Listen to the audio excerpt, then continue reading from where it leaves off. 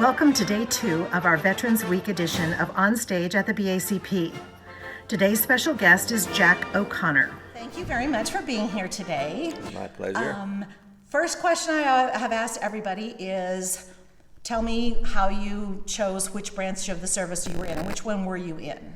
I was in the United States Air Force, and I chose it partly because my uncle, who preceded me, went to West Point and began flying in 1923. Oh, wow. And he's up there in 1954 looking for uranium, and we talked some more, and I joined in 1954, about 2 months after he left.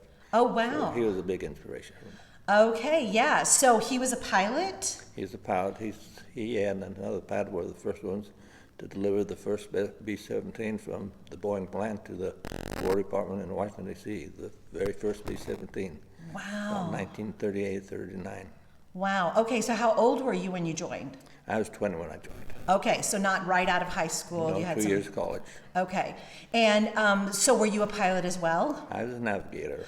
Oh. I didn't want to be a pilot. Okay. All they do is take it up and put it down, and in between they've got nothing to do. But listen to you, because you're the navigator. I tell them where to go. I love it. Yeah, that's a great job to have. Tell them where to go. Okay, so I'm seeing by your hat that you're a Vietnam veteran, so I'm assuming that you served during Vietnam War. Yes, ma'am. Okay. From How- 1962 to 1974.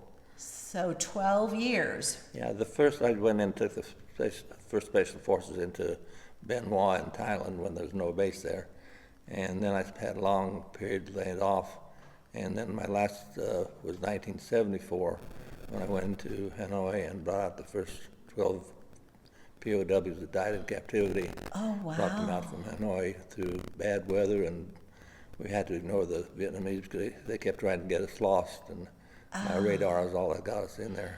Right, so that's why navigators are so important. That's why they sent me up the 2 previous weeks that I didn't know they were setting me up.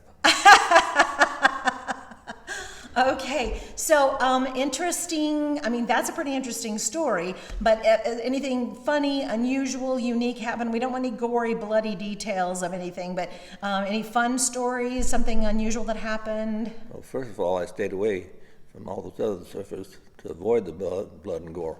We don't do that in the Air Force. Good job. So, yeah, I was stationed in the Azores, had a good time there. Used to go to Iceland once every 6 weeks for a week, and was able to travel to Europe, and nothing real funny except I'm kind of stupid, I guess. But Well, that's great. I know you and I had talked before we sat down here today, and you were telling me about that flight into Hanoi.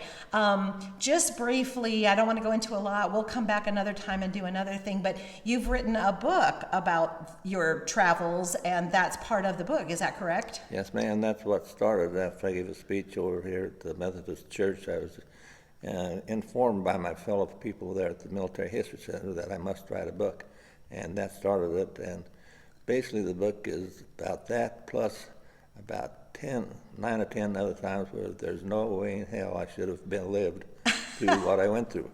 It's impossible to have lived through the one flight. I should have died in about 6 or 7 different ways, and we flew for about over 2 hours after we were in that condition. Wow. Well, we're certainly glad that you did make it, and we're glad that you're here today. We will come back another time and do a little bit more in-depth discussion of your book. I've got a copy of it that I'm reading, which you were kind enough to let me have. And so once I've read it, we'll come back and we'll do some more. So thank you so much for today, and thank you for your service. Thank my you. honor. Thank My you honor. for living. We appreciate it, and we're thankful that God kept you alive for us. Well, 86 years, I'm trying. Okay. I hope you enjoyed our visit today with Jack O'Connor. Come back tomorrow for another Veterans Week edition of On Stage at the BACP.